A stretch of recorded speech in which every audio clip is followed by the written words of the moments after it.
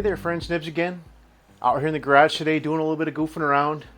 Got a wet and rainy raw day going outside. So right now it's in the lower 50s and raining, pretty raw. And it's supposed to actually get down into the 40s before too awful long, but before sunset. So we're definitely going to be keeping it indoors for today.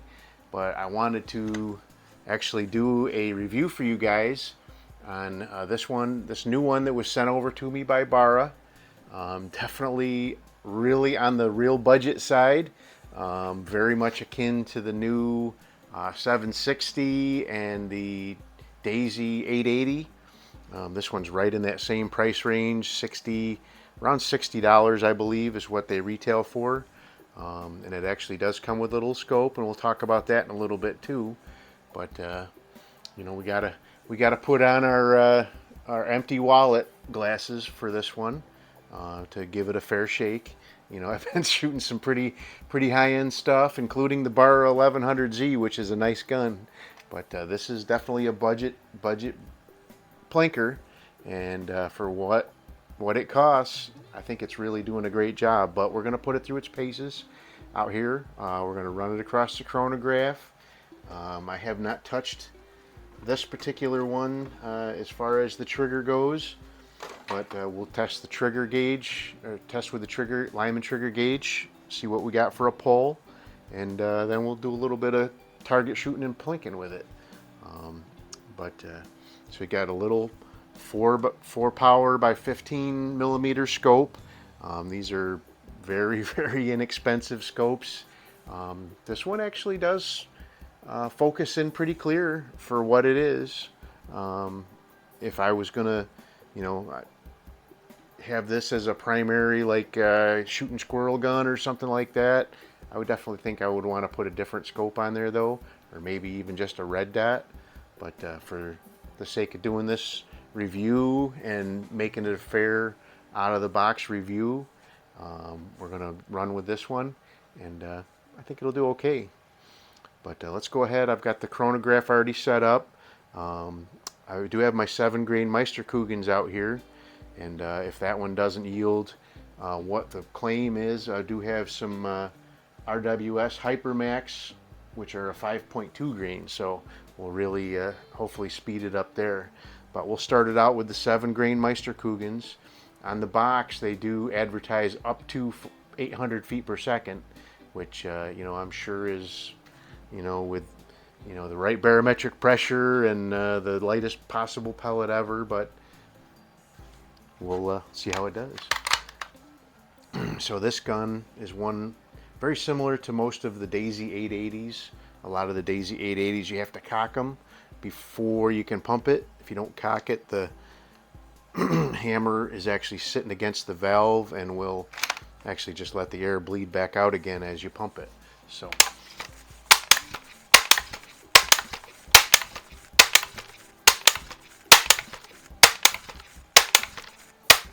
pump stroke is very easy on it. It's not as easy as the Barra 1866, which is very much akin to this one. The internal action, I think, is identical on both of them. But this one's got a little bit shorter pumping arm, so it is a little bit harder to pump. Definitely a lot easier than most pump-up guns, and but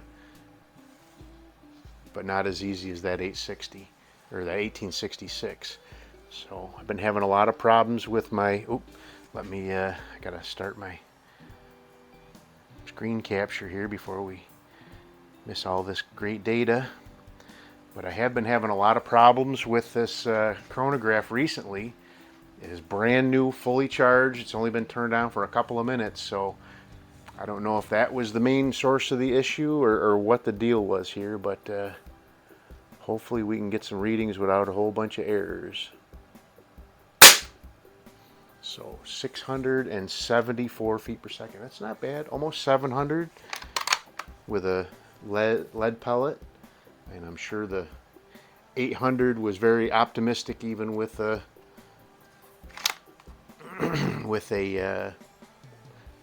very light pellet like the Hypermax. We'll try one of those next.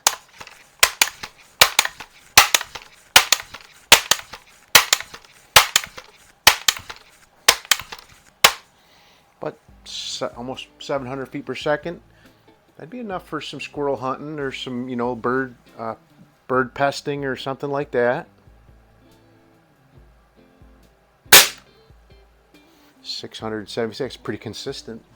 Let's throw one or two of these Hypermaxes through it and see what we can get up to with that with 10 pumps.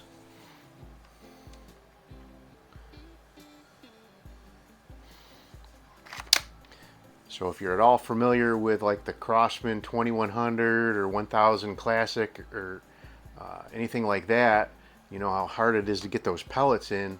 And I had kind of the same complaint with the Barra 1866, but this one has a much more generous. It's still, you gotta get used to how to get them in there, but it's a much more generous port than any of those other guns, and I'll give it that. That's really a bonus on that.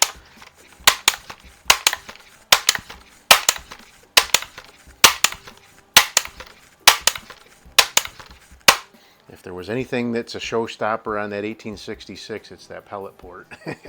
For me, anyway.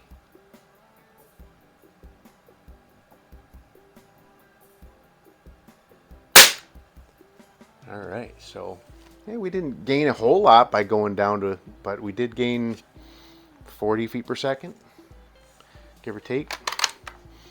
It's not bad. Let's do one more, and then we'll move on to testing the trigger. The trigger on it's pretty heavy right now. It's definitely a plinker. So in fairness to all of you consumers out there, this is actually the second Model 900 that I have received from Barra. The other one over there is actually, the valve is not sealing, and I'm going to take it apart and try to fix it. But I wanted to let you know that I did have one that was defective already. And but I had started to take it apart, and then I decided not to go all the way into it until I knew what Barra was going to do with it. But while I had it apart, I did find a couple things that I could do, just like I did on the 1866. The spring in there that does the trigger return spring is unnecessarily really heavy, and you can swap that out with a much lighter spring. I bought a spring assortment from, I actually bought a couple of them, but I bought a spring assortment from, I think, from Harbor Freight, and it had a really light spring in there that was the same diameter as the one that comes in the gun. And I think I took the other one that I have, I took it from about a 6-pound trigger down to below 3 pounds. So much very good improvement.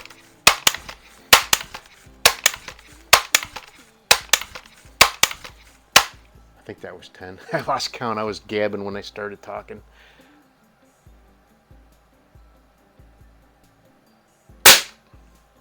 All right, so 731. That was another little increase there. Maybe I did more than 10. I don't know. But anyway, so that's the. I'm gonna go ahead and stop that and stop the. We'll save that group and we'll stop the screen capture. So now let's go ahead and do a couple of trigger pulls. I'll cock it and just put a couple of pumps in there, but it's okay to dry fire one of these. So dry firing, by what I mean by not putting a pellet in there. As far as air guns goes, the only gun that, at least in my opinion, that's unsafe to dry fire is anything with a spring piston in it, because you got that spring or that piston slamming forward, and you got to have that little bit of back pressure caused by the piston slamming forward, or by the pellet resisting the air, or could damage your piston head over time. But so I have the Lyman trigger gauge here, and I do have it cocked. So let's go ahead and see what we can do. All right, so first one was a 5-pound, 9.4 ounces. Do three pulls here and take an average. Like I said, the other one was right around 6. So there's 4 pounds, 9.8 ounces, so kind of all over the place.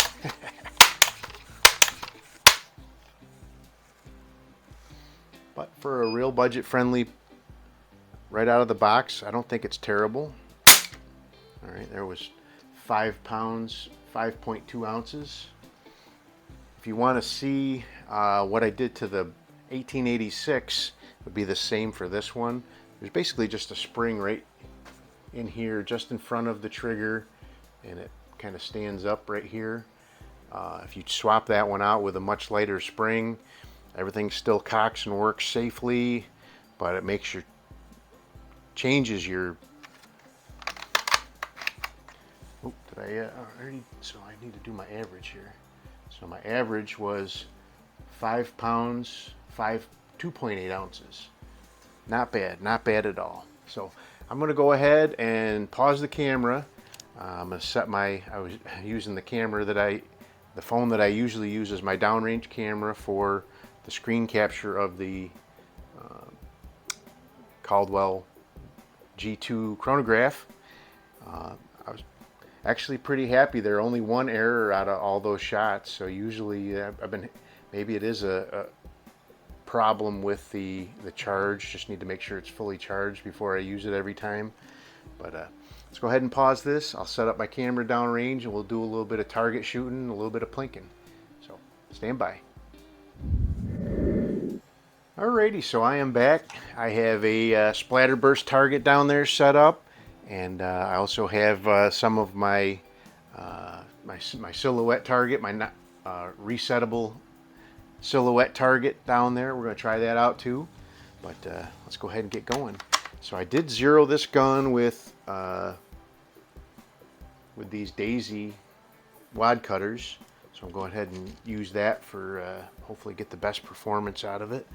Did really well when I was zeroing it and testing it. So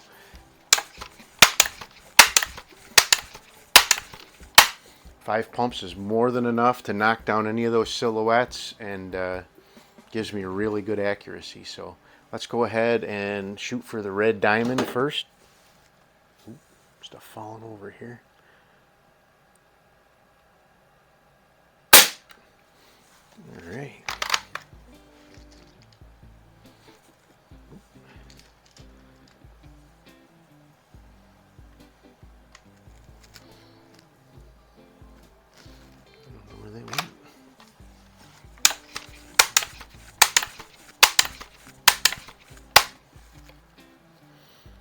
So 5 pumps again.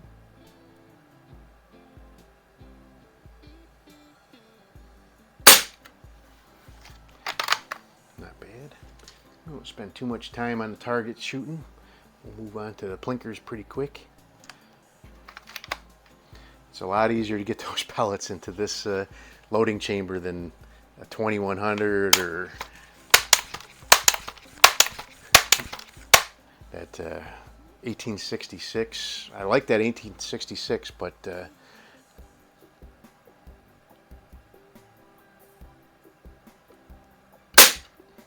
I actually did a modification to the 1866 where I don't know if you'll be able to see it in there, but if you see that where the little channel where the pellet goes in there, that little black spot right there is actually where the BBs would load in. And the big problem with the 1866 is there's just not enough room to get in there, and the only place that the pellet can land is right there where that black spot is, and it would always land in there, and the tail of the pellet would flop down in and get jammed, or it'd be really difficult to get it in. So what I actually figured out to do is I took the gun apart and I actually laid a piece of tape across that. What it does, that stops you from being able to use BBs in it anymore, but I really had no plans of using BBs because both of these are a rifled barrel.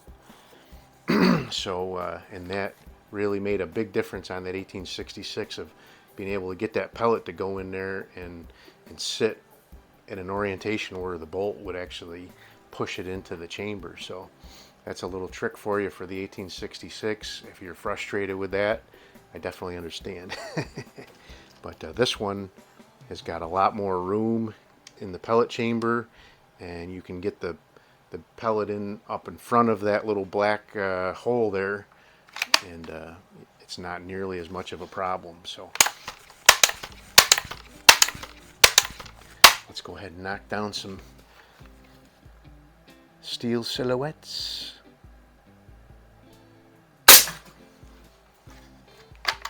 Plenty of power. I probably should have done a couple of pulls with the across the chronograph with the 5 pumps just to see what it was doing, but it's definitely, that smacked that ram with some authority. All right, let's get the pig.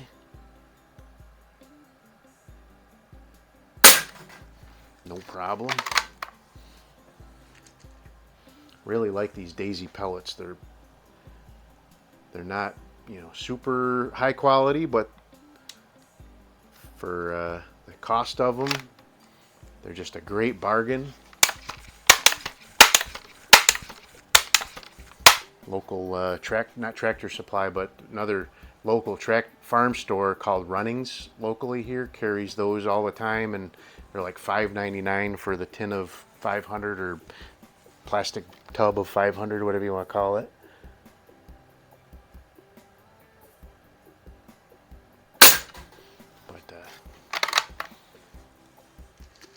They really shoot good in a lot of my close-in range guns, springers and such like that, so I keep a good stock of them around.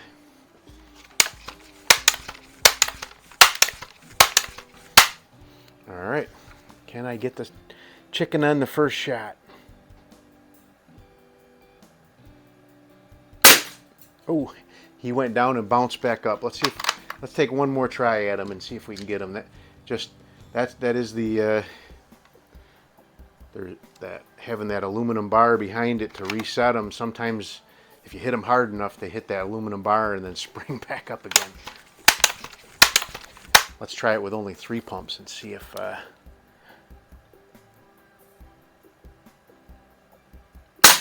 there we go. There we go. So anyway, there you go. That is the Barra Model 900. It is a pretty cool, very budget-friendly gun. Everything you see here, about 60 bucks. I've seen it other places for 70 bucks, but I think you can get it if you shop around for 60 bucks. Has a safety right here in the trigger guard. You can set it and turn it off without putting your finger in the trigger guard, but you can also use your finger like that to push it forward. I don't really like having my finger near the trigger until I'm really ready to pull, so I'd much rather do it underneath like that. But pretty cool gun. I'm going to tear that other one down. I'll give you guys a report on that one. It's probably just a little piece of rubber in there that, or scrap of aluminum or something from the manufacturing process that didn't get quite cleaned out well enough. I did try flushing it out with some gun oil a couple of times, and it did not seem to push it through. So it may be a cracked seal. I don't know, but we'll get it apart and time will tell. But there you go. It's definitely worth 60 bucks. We'll be putting this head-to-head up against, I've got an 880, I've got a 760, a newer model 760, and we'll definitely be putting these to the test against each other. Might try some different scoping arrangements, but for what it comes with, it gets the job done. It's, you know, definitely not going to be any kind of long range, you know, shooting gun, even with a high-end optic on it. So, but I think it's a fun gun to plank with. Hope you guys liked the video. Till next time, have a great day.